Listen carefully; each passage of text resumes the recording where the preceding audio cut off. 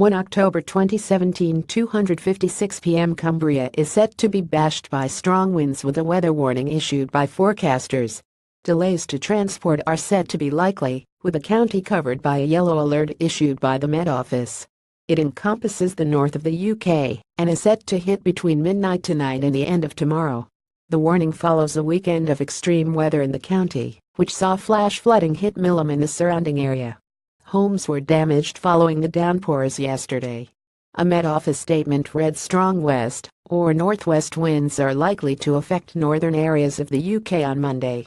Some delays to road, rail, air and ferry transport are likely. Some bus and train journeys may be affected, with some journeys taking longer. Delays for high-sided vehicles on exposed routes and bridges are likely. Some short-term interruptions to power supplies are possible.